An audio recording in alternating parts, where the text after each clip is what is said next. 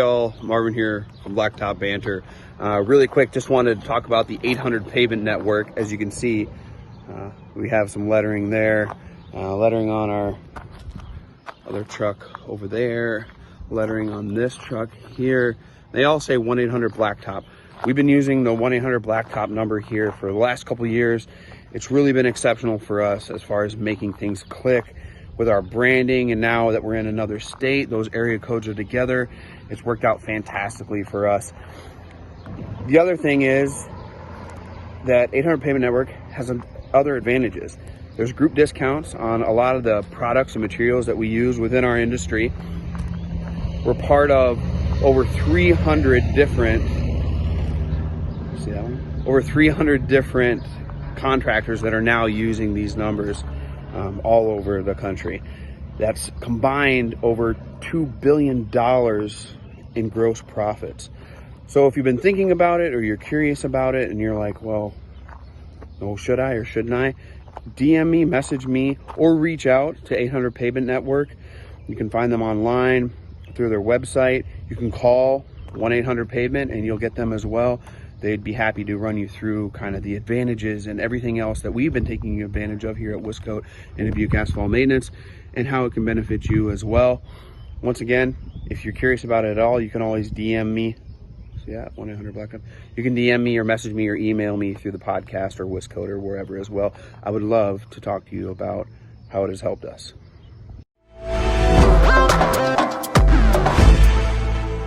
Hey everybody, welcome back. Blacktop Banner. If you're watching, you can kind of see we're missing some posters, missing some of the stuff as we are switching offices this week, and we will be recording all the new Blacktop Banners at the new office in Spring Green. So be sure to follow along over there. We actually have a wonderful guest becoming a good friend of mine as we're seeing each other more often and often through the Dubuque Asphalt Maintenance outreach and business that we're doing there. Yeah, and we're thankful to be able to partner with Robert and the team down in Dubuque. Robert, you want to introduce yourself, my friend? Yeah, Marvin, thank you so much for having me on. Robert Miller, president of the Dubuque Fighting Saints, run all business ops for the hockey team here in Dubuque. Dubuque Fighting Saints, it's a brand that's been around in Dubuque since 2010, but we were actually here in the early 80s too. Kind of a staple in the USHL. The USHL is a fantastic hockey league. It's a developmental league for players that are somewhere between like 16 and 20 that really and truly are looking to make that next step to college and the pros. Just great stories from history. I mean, we have players that you look at the NHL, Johnny Gaudreau, those kind of players, they're playing right now, and they all started their process here, which is so cool. And then, like last year we had, 6 players get drafted in the NHL. Sorry about that. But it's a great league that really and truly knows how to develop young players into future talent. And the best thing that we're doing on this side is we are now starting to turn this into a developmental team on the business side too. Yeah. We're really working to, bring in young people to, carry themselves to that next step and grow their careers in sports. And it's been fun to be a part of. Yeah, when you're there and you see the team, I was fortunate enough that you brought me in, and you're like, hey man, check this out. We're rebuilding the stadium, like we're rebuilding the rink, like we're rebuilding everything from here and here, and we want you to be part of it. And I was like, okay, all right, and we kind of got going. But first of all, let's talk about how we met, because it's through a means that I always preach about on the podcast here, but not a lot of people see a ton of value in. And that was through the local Chamber of Commerce down there in Dubuque, right? Yeah, so we both got invited to an event from different people, and it was we were on the back porch and just crossed paths and looked at each other's logos and just started chatting up real quick. And then it's kind of crazy when you put yourself in situations like that, because all it took was one connection piece. Like the connection piece from the guy in Dallas that I knew, that you knew as well, and it just started a conversation.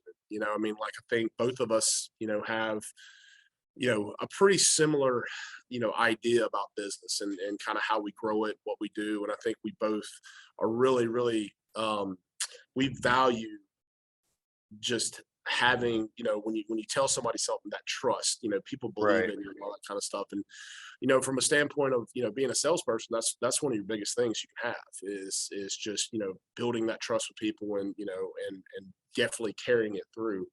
And, it had never happened had we not been in the chamber event. And, kind of like we were talking about earlier, it's just so many people, they invest in a chamber membership and then they never go. They expect the phone Right. to ring. That's not the way that thing works. You've got to get out there, you got to get face to face, and then you got to have the confidence to be able to walk up to random strangers and make them your friend in the first 5 minutes. So, yeah. And I mean, when you think about it, anybody who's joining the chamber in some sense is in some type of a sale. They got something going on that they're trying to sell one way or another. And, if you're not comfortable doing sales, you definitely shouldn't be at a chamber event going around thinking that, you're going to, you need to introduce yourself. To me, it's good practice anyways, because everyone kind of expects it there. So, we joined the Dubuque Chamber of Commerce down there with Dubuque Asphalt Maintenance. That is the only marketing outreach that I did besides our website and SEO at 28 Circles that we used. And dude, I've got jobs off of there already, attending that chamber event, kind of just networking, and people kind of expect it there. So I always recommend that to anybody that listens, that owns a business and you're looking for some kind of outreach. I think I paid like under $400 or $500 or something. And they have all these events, all these things you get invited to, all these people you can network and meet at different times of the year through all kinds of different events. And I mean, that's how we connected. We immediately started talking about parking lots and Blacktop and the parking lots around the stadium and over at the casino where the event was held and all that stuff. And you can't ask for anything more than that. And what it actually does, besides your immediate team, you're building an outreach of a team as well. I consider Dubuque Fighting Saints part of our team here too. Like they're helping us, and as I hope we are too, right? To you guys as far as outreach and what we do with branding. So let's talk a little bit about that. First of all, I want you to give a little bit of your history, because you do a great job at building a team and putting them into position and having these people execute. But like you said, you haven't been there the years past, but you've been with multiple different organizations over all the different sports, right? So how do we let's talk about your team building first of all, and we'll just kind of get a framework of it through your mindset of what you go through when you're like, all right, I need to build a team. Yeah, I mean, and I've been lucky enough, like you said, I've been lucky enough to work in almost 6 different sports professions. I cut my teeth in the NBA, had a great run with them in New Orleans for years, and then was lucky enough to jump on with the Florida Panthers in Miami, become their director of sales. From that, joined on to a little company called IMG. So if you've ever watched college sports, listen to college sports, presented by IMG Learfield, I was with IMG before they were sold to Learfield. Jumped on NASCAR down at Texas Motor Speedway. Got a lucky chance to become a vice president in the WNBA. And one of the reasons that I really love that challenge of going to the WNBA, because it was a total different world than I've ever been in before, working in women's athletics. And, to be able to take the sales process and kind of continue it through multiple sports, it's just so much fun to watch it kind of be successful at every single level. And I tell you, it's because I was able to take bits and pieces of things I've learned from people in my past history and really rope it in to kind of align it with the way that I run my business and all that kind of stuff. So, and that's what you got to do, when you're kind of building a team. I think, you find people that are going to align themselves with you, kind of that outward thinking, really and truly, I love when I'm interviewing people, because I don't ask the straight interview questions like, where do you see yourself in 5 years? What I'm trying to do is I'm trying to learn from them. I'm trying to understand what type of person they are, what kind of humor they have, what kind of confidence they have. Those kind of things are really, really big to me. And I mean, and I know it's sometimes cliche, but that list of things that, are the most important is the things that you can't teach. Right. It's your attitude when you come into work every day. It's, your passion for your job. And I'm not talking about, hey, I have a passion for sports. I mean, technically we all kind of have a passion for sports. It's a passion for sales. It's a passion for marketing. It's a passion for PR. And that's what I want to hear when you're interviewing me is honestly just, hey, I have a passion for my field. I want to be the best I can in it, and I Yeah. want to really and truly, kind of grow within that field. And so, and one thing is I do throw you into the fire. I mean, like when you join forces with me, um, and you're my director of marketing, you're going to be my director of marketing. I'm not the marketing guy. You are. Yeah, yeah, yeah. I'm not the PR girl. I'm not, the person that I hired you to be. I'm not going to sit there and stand over you and just make sure it's me coming through. I want to make sure whomever I hired is the one that's making those decisions. Yeah. And when you build a team like that, that instills confidence really quick. It also does good because it puts people on an island and makes them show their skills. And if they're not that correct person, you learn it early instead of learning it late, Yeah, yeah. And so, and then the big thing That's a good piece of advice. That's a real good piece of advice. Like yeah, putting them in a fire and making them stand on their own to do the job that they were hired to do. Because if not, we got to make that change now versus the crap hitting the fan and us having to do it like at go time. Yeah, and the bad thing is you've always, I mean, you're a small business owner. You've had to let people go. You've had to hire Yeah. people. Always making my goal. If we come to that point where I actually have to let somebody go, unfortunately, I want to make sure I'm able to look across that table and they know that I've given them every opportunity to be successful. I've given them every teaching tool that I could. I mean, so it's almost like a mutual, kind of. I understand this is not the position for me, and I've seen it. I've had people that's worked for me that got fired from another job, came over and started working for me, and then thrived. Also had the different. I've had people that came to work for me and it just wasn't a good fit, and then the next thing I'm on a I'm on their resume because I'm helping them get their next job, and I'm being honest with the people, kind of, hey, this is why it didn't work out here, but this is why I think they could be successful somewhere else. And you hear those stories, and that's kind of what you said earlier about networking. You especially in sports, and I know this from the asphalt world, you almost build a Rolodex of people that Oh yeah. And there's so many stories on how you build that Rolodex, and it's no matter if something went right, something went wrong, you treat everybody the same. You treat everybody with the same respect, same Correct. encouragement, and you really and truly try to build them and grow them for that next future step. And I think that's one thing that everybody that's ever worked for me, and I hope I've done this, but I've been very supportive of every single person that's ever worked for me going on to that next step.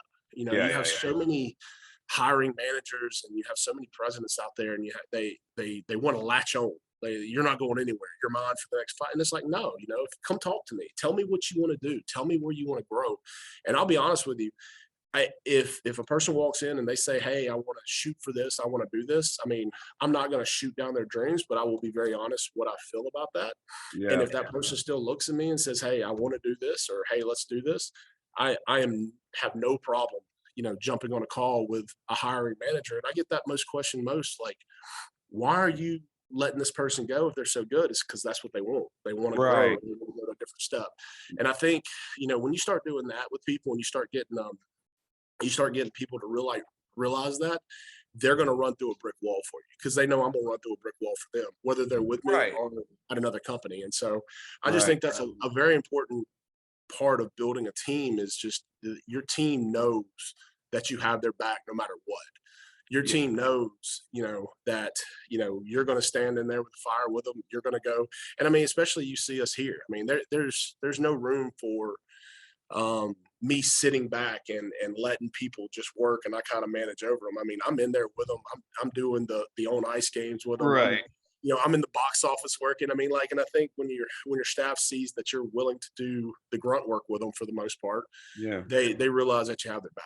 Well, I seen you in the Bernie outfit the other night. No, I've done that. I've done that in another sports world. I'm not doing that anymore. No. Well, let's real quick before we get off that. I think that's something important to talk about, right? Is that the old school mindset of, I got a stud, I'm going to do whatever I can to keep this stud here. And sometimes that's shooting down, what we've seen is people in higher management, whether you're the owner or whatever, shoot down ambition in order to keep them pigeonholed where they're at within that organization or business. And then all of a sudden you start to see that momentum die. Right. So why not keep them on their trajectory for their hopes and dreams and what they want, and have them, like you said, run through a brick wall for you over 3 years, right? Yeah. And then all of a sudden you have a team built, you have a package that you're going to show a new employee or somebody who comes in of, man, this person's going here, this Yeah. person's going here. Like Exactly right. we have a freight train of momentum. I think that mindset switch is key nowadays, right? When you hire and what you're doing, like, dude, if you don't want to be here forever, that's fantastic. But if you want to use this to your advantage in order to get you to there, let's go ahead and make that work. That's a big deal. I think that one thing I've noticed there when I'm in the office, and whether I'm talking with Casey or I talked to the other, who's the guy that was doing the lead construction that you had getting done there?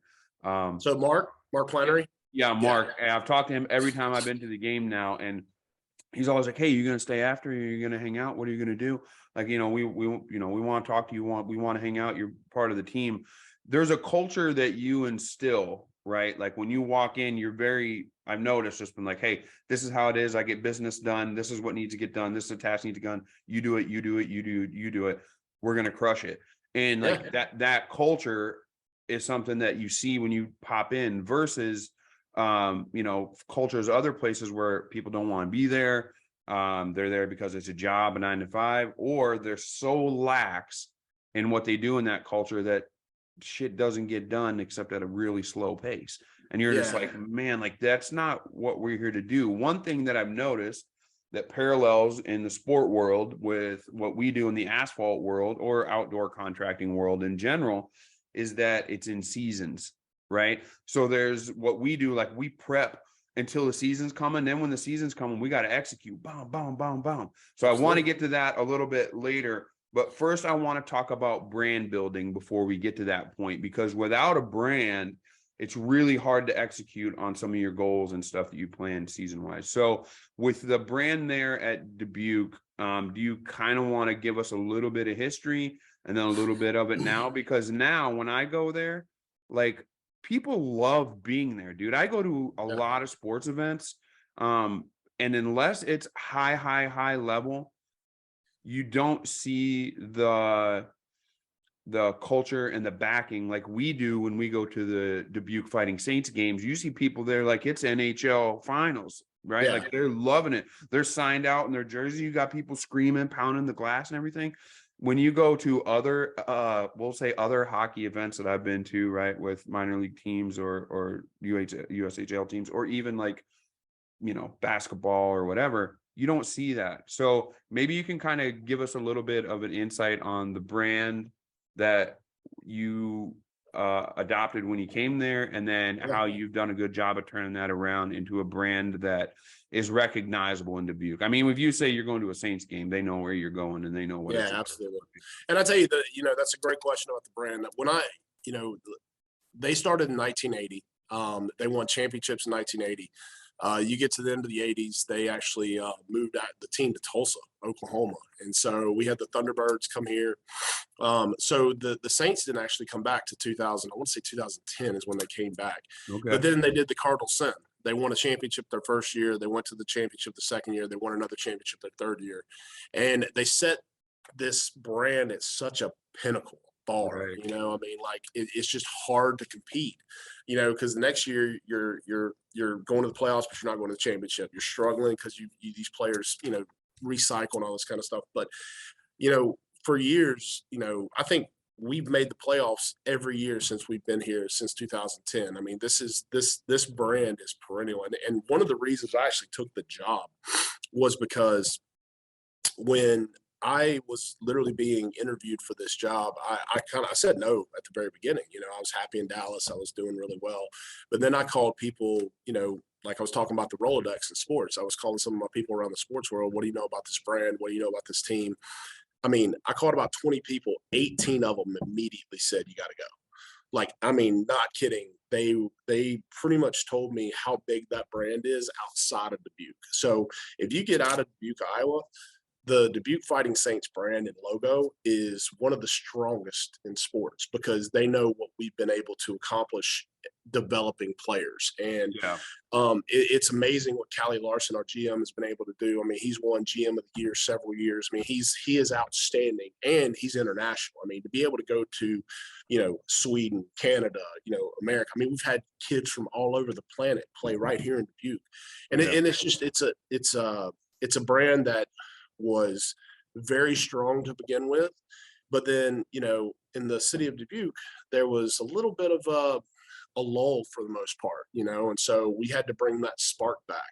All around, right? I mean, all around in the city, there was a lull. Yeah. Like, there was. And then, like, not to interrupt you, I'll keep you going. Go ahead. But, like, that's the reason we moved back. Like, that's the reason I made a shot and went down there and started going with it, because it was like, oh, dude, like, not only is like certain organizations investing, but the whole city is starting to invest in its future. And I'm like, all right, if this is on an upswing, I'm in.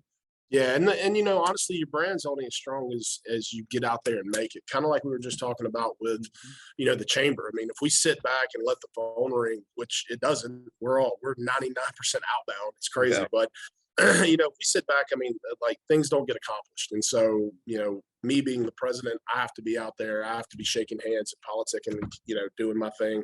But my staff does as well. And, and every time you're in the town, it's an opportunity. I mean, like, when you see me on a Saturday or Sunday and we don't have a game or anything like that, and I'm in the store, 90% chance I have a Dubuque Fighting Saints polo on.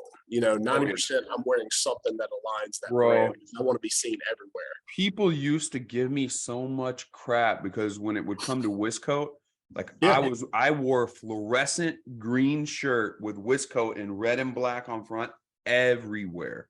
Absolutely. Like, the only place I didn't wear it was church because I felt bad, right? Like, hey, man, I'm not. I've worn Fighting Saints polos to church. Yeah, but they're nice. This was a construction shirt, bro. This was fluorescent green, fluorescent yellow. But I wore it everywhere, and then I had that backwards hat on, which this is one of the few interviews I don't have a hat on, and it would say Wiscoat right here, like I had it tattooed on my forehead because I had it on a fitted backwards. But the next thing I know, people start getting synonymous with me and Wiscoat and the brand, and they see it. I had it in huge white letters on the back window of my pickup truck. You couldn't miss it. You couldn't. All it said was Wiscoat, and people were like, "What the F is Wiscoat?" Yeah. And then they typed it in Google, and all of a sudden they're like, "Oh, yeah, it's this." Oh, and then YouTube pop up, Instagram popped up, everything. I mean, it's you go that route for a while. Now I don't do that very much anymore because the brand has its own legs under it, and we're building other brands. But I mean, there's a way you have to do it, and like you said, you got to be out in the community, man. Yeah. So many brands out there, they depend on social media so hard to grow their product. And I mean, it's crazy, like, when you look at, like, social media, like, how many people open up a certain thing, look at a certain thing, click on it, all that kind of stuff, compared to, like, how many emails get opened up. Because I mean, we're starting to get a lot more emails opened up than we ever have. But the best thing that I've ever been able to do is write a handwritten letter. Like, I mean, like, if you write a handwritten letter to somebody, I mean, it's almost shocking now that people just go, "I can't believe you wrote this," and it's just like, and it's little things like that. But I think the biggest thing is, like, you can't depend on, social media. You can't depend on, other channels. Everything now. Face to face. You have to depend on yourself going out there because they want to see you, especially in the asphalt world. I mean, you're doing a job. They hired you to do a job. They want to see you on site. They want to make sure that stuff's going on. It's like here. It's like, I tell people when we hire them, like, hey, we work every game, like every game. Like, you don't get games off. Like, that's not how we play this. The reason is because every time somebody steps through that door, and like my director of ticket sales, RJ, if he's not here, in the box office being seen, all that kind of stuff, people start to question, like, well, wait, where's my guy? My guy sold me. It's true. Yeah, that's super true. Like, even now, like, it gives you that feeling. You know what I'll compare it to is, like, let's say you and I are going to go eat at Caroline's, right? And we walk in and we get the same table all the time. When you walk in and someone's like, "Hey, I got your table ready." Absolutely. Dude, that makes you feel so good. Or when you go to the barbershop and you sit down, which I ain't been to the barbershop in forever, but when you go to the barbershop and they know you're cut already and you just sit down and you don't even got to do it, it gives you a feeling of inclusiveness, right? Yeah. The same thing if you go to a butcher and they know what cut of meat you like or what type of meat. Absolutely. So when you go to Fighting Saints game, and they go up to the box office and they're looking for RJ, like, dang, that's my guy. Hey man, Yeah, hey, how's it going? And for someone to recognize you that you're part of it, dude, it's 75% of the game of getting their butts back in again. Like absolutely. it feels like this is their spot. Like you look forward to it now, where we've come to a couple games, the kids know Saturday's closing in, and Yeah. they're like, is there a game this Saturday? Like, are we going to the game this Saturday? And it's like, dude, they love being here. They feel like they're included and be part of it. Now, don't get me wrong, that overtime goal in sudden death the other night really got them That fired up helps. to bring them back. That It helps. was like, oh my gosh, we got to go back, because it was super hype. But that's part of brand building. And then once you have that base though, Robert, right? You got your brand starting to move, you got your team put together, you put this framework up that you've seen and you've been able to have success with at all these different sports entities. And it's a seasonal thing, right? You execute in the off season to make sure you handle business in the season. You see it all the time when people are scouting, getting people together, doing all that. That's really similar to what we do. How does that work for you all, as far as having a plan, making sure you're getting all your sponsors ready before you go, before the season starts, like Dubuque asphalt maintenance and everything else, and then executing on that through the season? What does that look like for you? I'll tell you, it's a lot about going through, past history of certain, levels. Like, hey, what's been your top sellout? Hey, what's been your top year in sales? What's been your top year in season ticket sales? And, the good thing about people that work in sports is there's a really good chance that most of the people that work for you have played sports of some kind. And so they have that inner competitiveness inside of you, inside of Yeah, them. yeah, And so, we play off that. We want to, just like we compete on the ice, we want to compete in the business office. And so we want to beat every single team in season ticket sales. We want to do more sponsorship than every single team.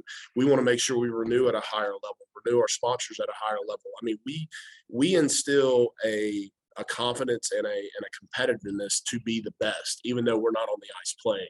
And so I think when you really and truly, instill the kind of stuff with your staff to allow them to do what they do, but you push them to the point where, like, hey, what can we do one more thing bigger? What can we do much better? It's like this weekend. I mean, we pretty much had a sellout, and so I think we're at 29 45s, which, only 3,000 people can fit in this building. And so, I know a ton of people out there that would literally fluff the numbers a little bit and call it a sellout. But we didn't. My staff was upset. My staff's looking at me going like, really? We're not, and I was like, no, we didn't earn a sellout. I mean, it's like, and that's the kind of stuff that I think like really carries my team to perform at a high level, is because yeah. we never let them, and it's not letting them rest, but we celebrate the wins, but we also learn every aspect that we can to grow to that next step and actually keep getting better and keep building. Like, Yeah, what's the next step? even during the season. Yeah, Right. absolutely. I mean, like we've got our plan. We're executing on what we do every game all season long, but we're not just going to rest on the fact of that plan and execute the way we are. Like, we want to improve as we execute, and we do that similarly, right? With asphalt maintenance, we get 2 months in, and I'll see guys start to, not broom it as hard as they would have, or they're not trimming all the way up to the edge of the concrete and stuff. And like, boys, that's not what we do. Like this is what we do. We need to regroup, execute on what we want to do. We got goals to be the best and create the best quality with what we do. Yeah. And let's make it happen. Let's get back up. Let's readjust. Let's make this pop. So I'll tell you, I think there's another important thing that I want to bring up about goals. Like me and my VP, we'll sit in a room, we'll make up our goals for the year. We'll kind of have our conversation and say, hey, is this where we want to be? This is where we want to be in ticket sales. This is where we want to be here.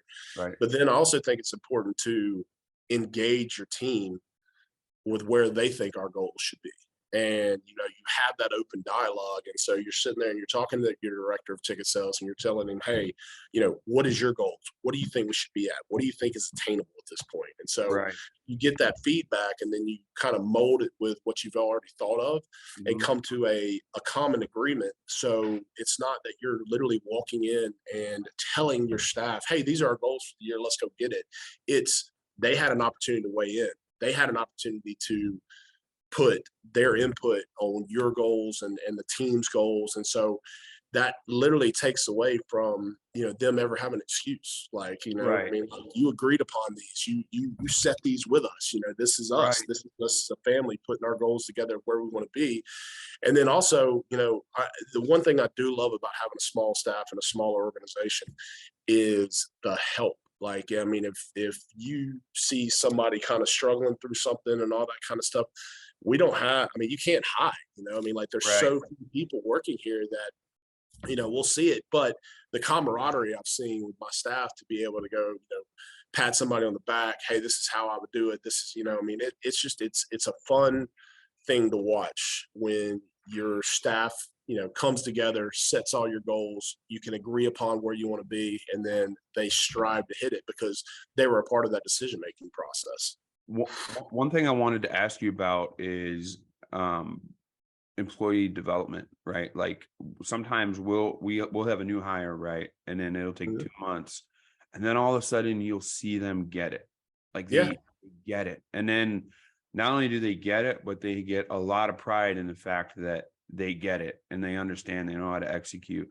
Let's talk a little bit about that, right? Where you get people and they're new parts of staff or whatever, and they're trying to find their way. And then all of a sudden they're like, something clicks, right? Yeah. Everything goes. Like that feeling is so good. Do you have that feeling with people there at DBQ? Absolutely. I mean, like running salespeople, the easiest way I do it is, when we get somebody in here, we get them on the phone, they're setting meetings.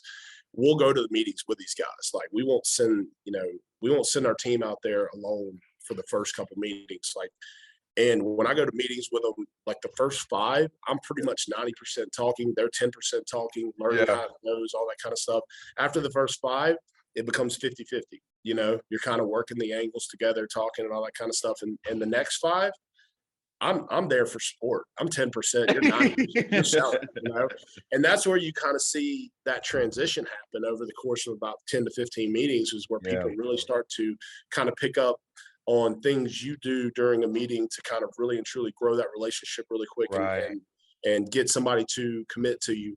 But also they start to do it in their own style. And that's the fun thing for me. That's the really fun part, is to watch people take bits and pieces of what I do or what RJ does or what somebody else in the organization does, but then they rope it into their own thing. And the next thing you know, they're off and running. They made a sale. Like they made the sale. Like they sold it. They did. And they're like, oh, dang. And then I don't know about you, but we still, when I land, it takes a big sale for me to be like, damn, dude, you're good. You still got it. But I still get that feeling. Like if we land one, I'll get back in the truck and I'm like, absolutely. And that all goes back to the competitiveness of it. You know what I mean? Right. Like that's the hunt. That's the thrill of the hunt. Yeah. I mean, I love like when, I go talk to a company and they've never been reached out, never even thought about doing it before. And it's like, hey, give me 10 minutes to come talk to you. And the next thing you know, you've spent an hour with them, and they're like, I had no idea what you did. We just thought it was, developmental hockey. And it's like, no, this is what we do for the community. This is our angles that we work here. This is what we do here.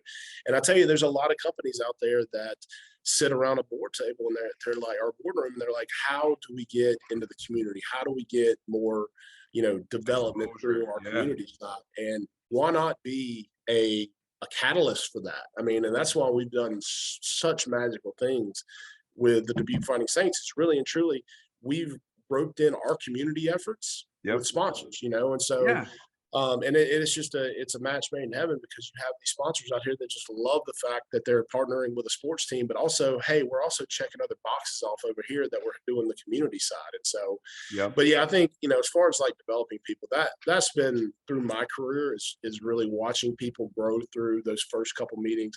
And then also from a sales perspective, watching them get that first commission check, the first good one, you know what I mean? That first where they open it, that little grin comes up. Yeah, where they're like, dang, I know where this money is. They got that little chip on their shoulder. Yeah, I know where this hooked. I was like, you're on now. So, and I mean, it's because, I mean, at the end of the day, we are selling. We're our salespeople. And so, but, I really harp on my salespeople to not turn into, your stereotypical salespeople. Right. Hey, I got a deal for you today. Right. Yeah, I want my salespeople to build trust and be an honorable salesperson before anything, and the big thing we do is, and kind of like, one thing I harp on is you under promise, you over deliver every single time.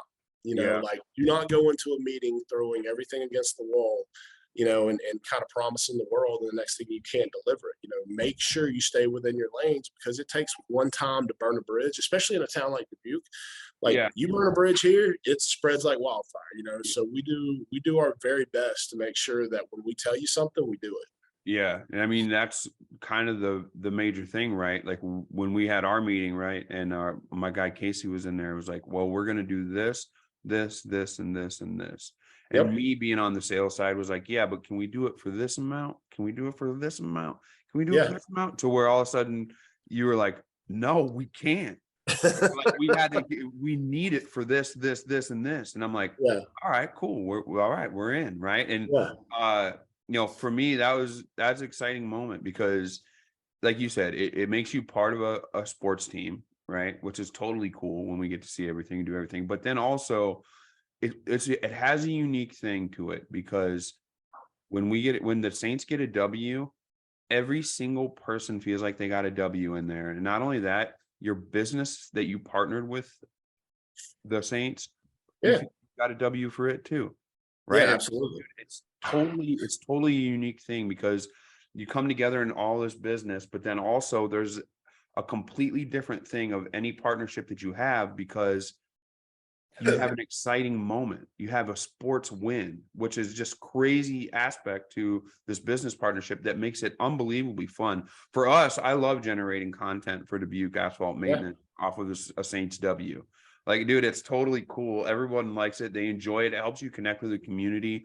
It's essential for branding. I think that more companies, if they were to capture that and share what they do as their partnership with Dubuque Fighting Saints, they could use that content to help with their branding and content creation through social media branding there in Dubuque as well. But we're definitely going to do it, and we keep doing it, and we love doing it. So it makes it super unique. And real quick, where can people find info on the Dubuque Fighting Saints if they're in Dubuque or surrounding areas and they want to partner?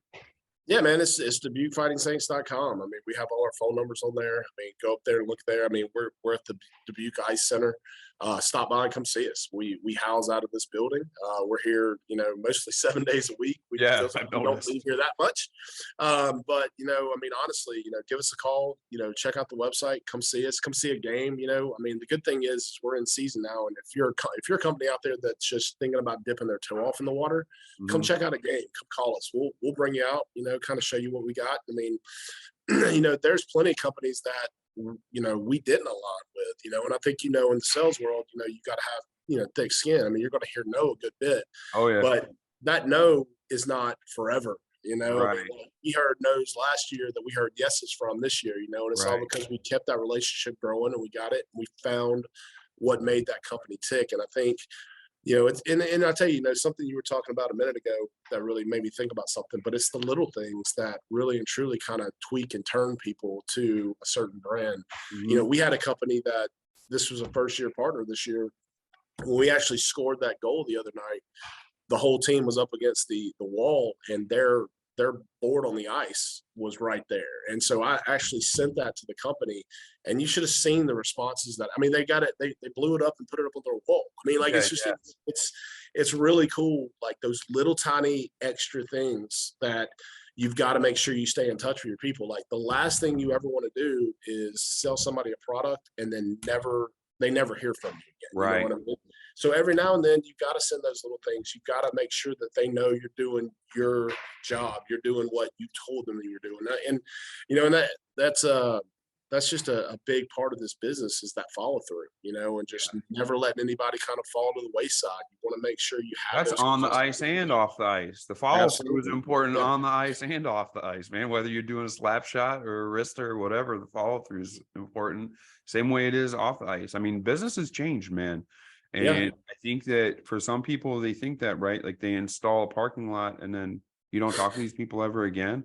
Like, they're going to be like, dude, it started developing cracks and the lines faded and you didn't even, like, we were willing to pay, but you never even came back and checked. We got somebody else. Like, if you don't want to do it, we'll get somebody else to do it. And it's a super important thing nowadays, which I think the hard part is that people use CRMs and automated whatever to like to get Yeah. back to people versus us actually stopping in, talking to the person, right, and saying, hey, yeah, we're here, we care, we see it. You can win so many more sales and battles that way Yeah. versus just like, whatever you're, never sending a card once a year. Hey, can we Yeah. help? It's like, come on, bro.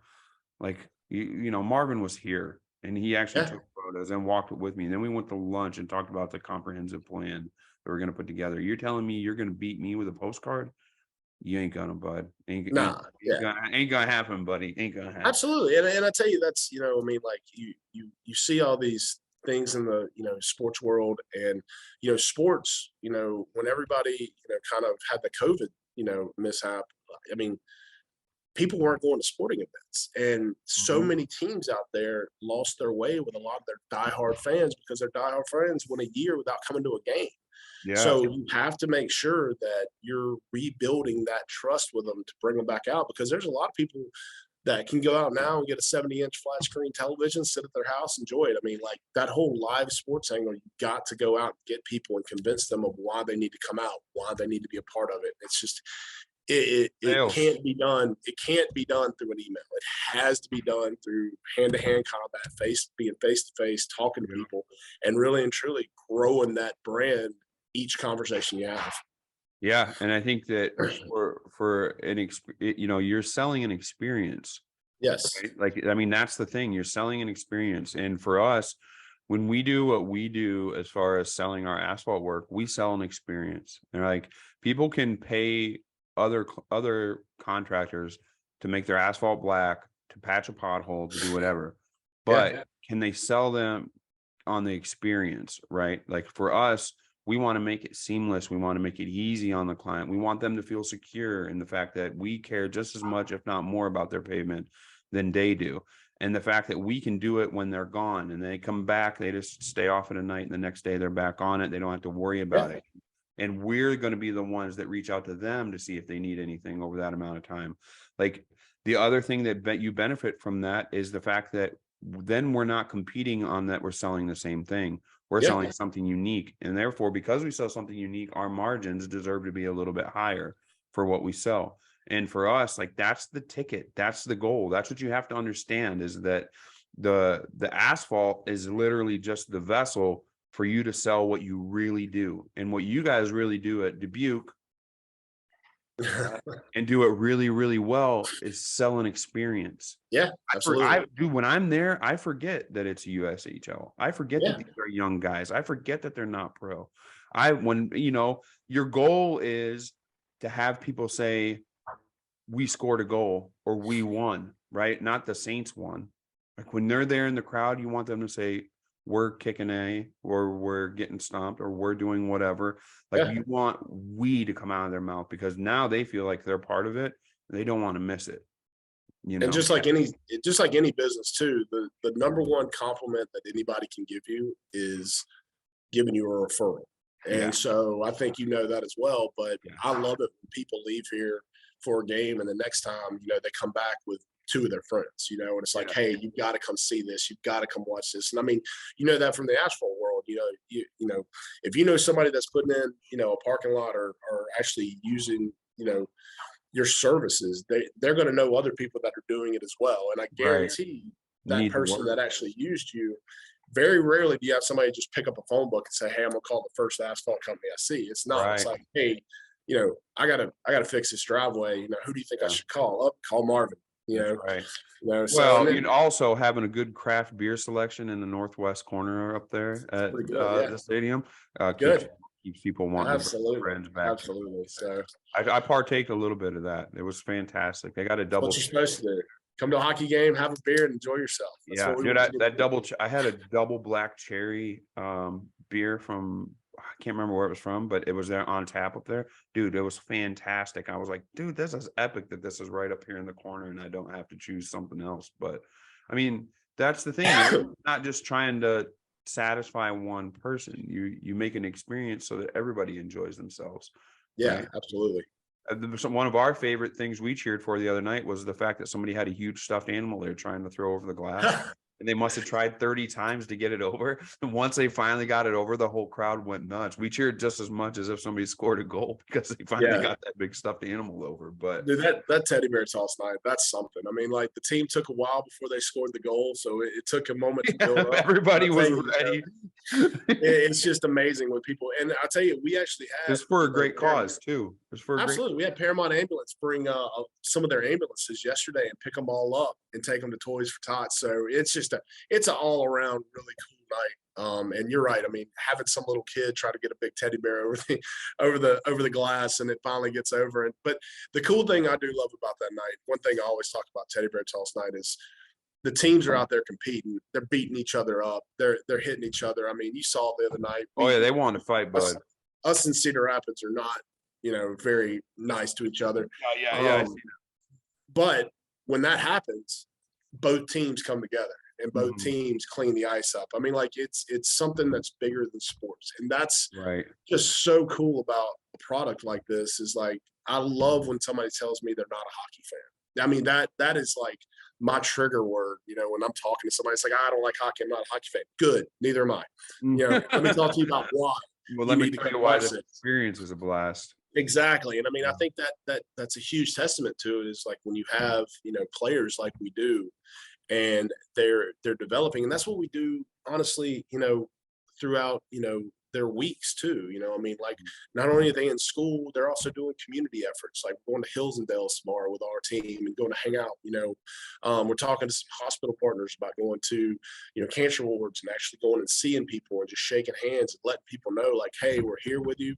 We play hockey for you. We represent the city of Dubuque. We're trying to make you proud. We're also a part of this community as well. And I think that's just a staple that you got to have.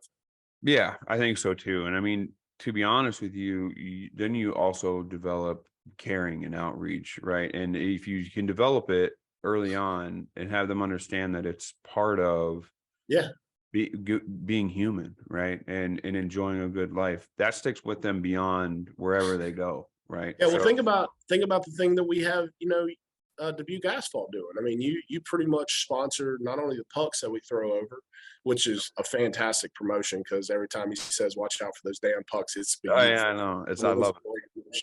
But the other night we had our autograph session that's sponsored by you guys. And I've seen, like, that line was massive, bro. Exactly. My kids are like, nah, we're not waiting. But the good thing is like you have lined up around the side, dude. Yeah. I didn't realize when you were like, dude, it's a huge deal. I'm like, yeah, okay. There was hundreds of people in line to get these guys' autographs. And they stayed there. I mean, you have a lot of sports people out there that you get them for 30 minutes, you get them for 45, you get them for 25, and they go, and it drives you crazy to be in the business side and see that happen. But what I really cherish about our players is the fact that they stayed there to the bitter end. I mean, they're taking pictures with people, they're getting autographs. I mean, and this is after a game. This is post game. I mean, like, they're sitting there, they're sore, they've been beat up for 3 periods straight. I mean, like, and for them to come out and just have big smiles on their face, and they realize the importance of that connection piece with our fans. That's the kind of stuff that keeps me coming back, is the fact that you have players that are truly genuine in what they want to do and how they want to grow the brand. Because the biggest thing that any of us could do is leave something better than when we found it. You know what I mean? Like, when you come into a situation, no matter what that situation is, when you leave that situation, you want to make sure people look back on you and say, your time spent there, you made this a better place. You made this a better brand. I mean, that's life. You're born into a situation. Like, that's Earth. That's the human race. That's civilization. You're born into it. Your goal should be to leave it better than when you got there, right? Absolutely, man. And it's kind of, unfortunately, this is pretty black and white. I mean, you're either part of the progress or you're part of your strength. It is. It is. It absolutely is. And that's what we want to do. We just want to make sure that everybody aligns themselves with our core values, our brand values, and what we want to do. And we all move forward to go hit those goals and do what we got to do, because it just takes one kink in the chain and it all comes crashing down. And so I think that's one cool thing about us is we're all moving in the right direction to do that. I think when you talk about core values, like, that's a big thing. Like, everybody's talking about core values the last couple of years, right?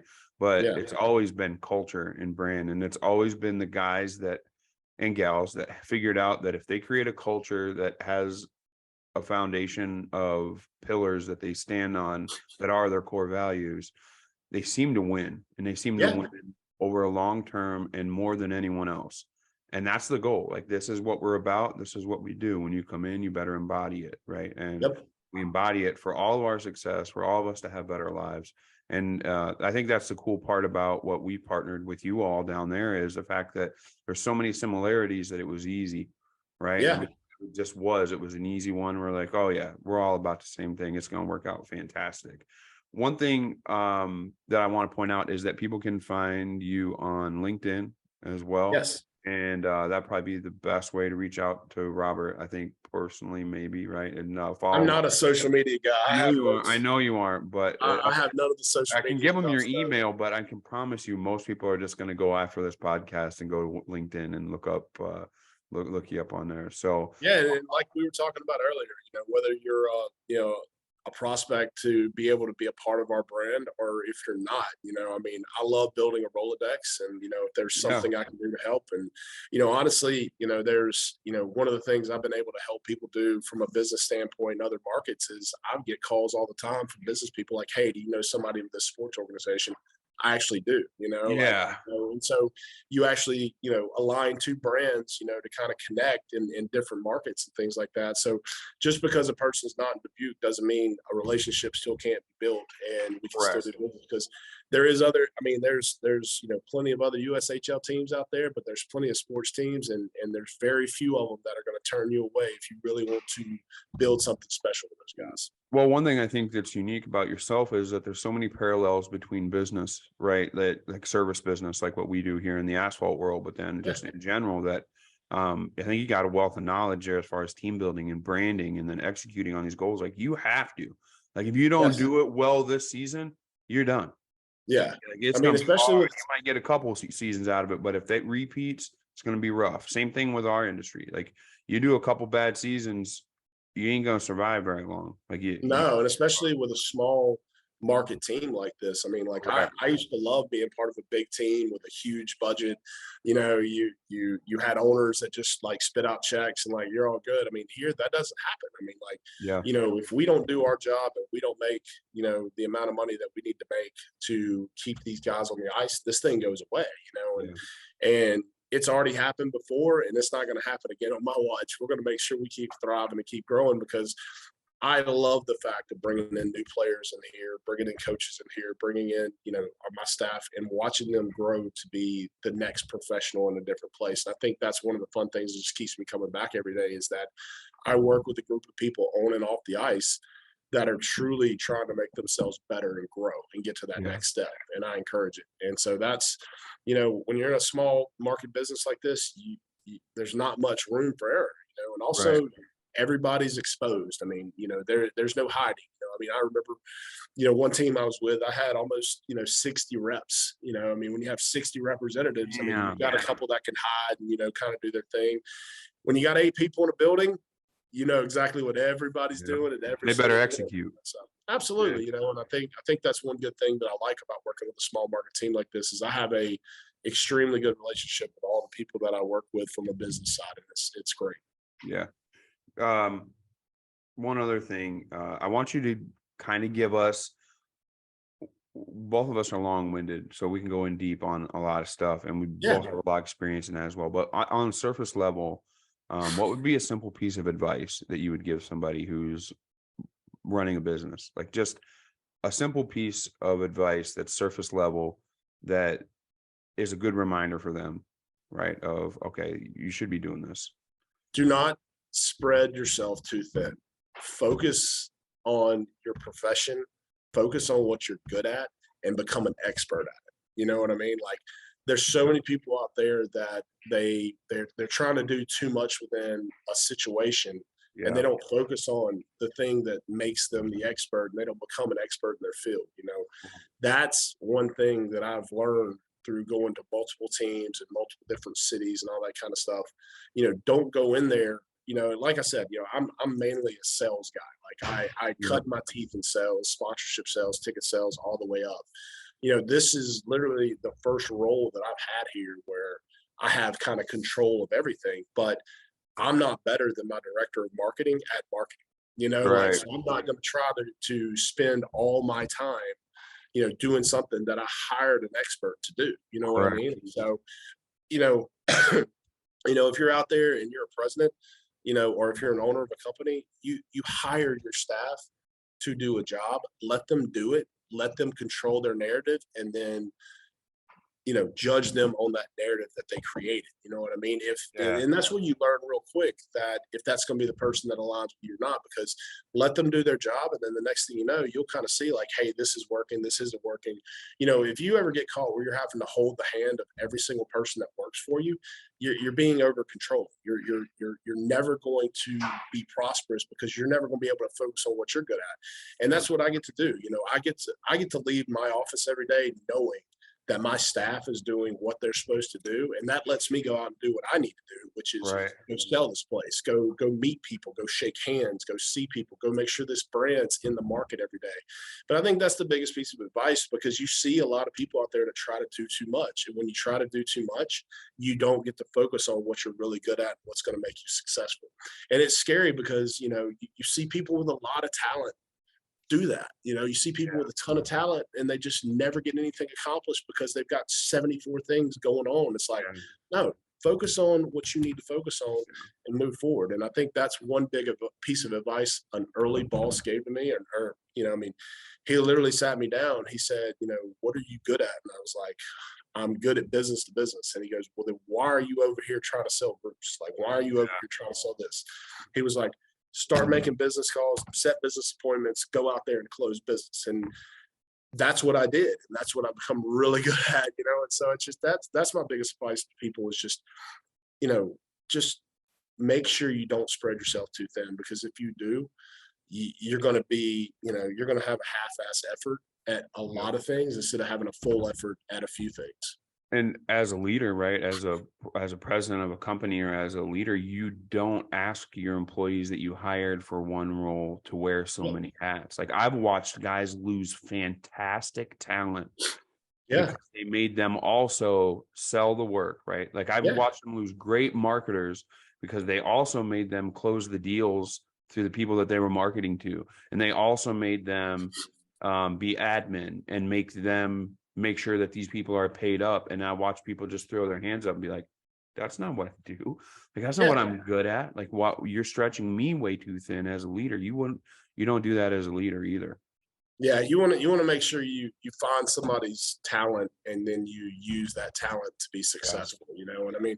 And that's what you want your people to eventually do one day too. You know, I mean, like, that's one of the cool stories about working in sports is now I can, you know, go through a lot of sports teams all over the country. You have people that were sales reps for you that are now directors, managers, VPs, you know, it's so cool to hear those stories because that's exactly what they did. They found their niche, they hit it, you know, and that's what you can do. Yeah. And then they loved what they did. Yeah. That's the ticket. Like, like they liked being here. They were here before I was and left after I did because they just loved being here. Like, to me, I mean, one of my first questions when I interview somebody is, why are you here? Why are you sitting in front of me right now? And, right. You know, if they look at me and tell me, oh, I'm just trying to get my foot in the door so I can figure out, no, that's not what I want. need a check. Like, yeah. Now, when somebody looks at me and says, I'm a sales guy, I want to be a sales guy. Or I'm a marketing guy. This is my background. This is why I want to bring my talents here. Yeah. That's the kind of confidence and that's the kind of spearheadedness I need, is to, you know, for somebody to tell me like, hey, this is my craft. I'm really good at my craft. I'm going to continue to get better at my craft and I'm going to be successful. And I want to bring my talents here. And that's the cool way to like really truly get somebody that, you know, is going to come in here and really work it, you know? So, and then you build a kick-ass team too. Absolutely. You know, all right. Well, that's gonna close up BB89. My friend Robert and I. If you get a chance, you come up here, you hang out with me. Let me know. I'll bring you to a game, and we'll make it a blast. I got a friend coming next week. I plan on bringing him to a game next week. So we'll be down. Say hey, and I'll introduce you as well. And I mean, for me, I can't express two things: the Chamber of Commerce thing, and then looking into alternative ways, especially if you have a sports team locally, and whether or not they're a great fit for you.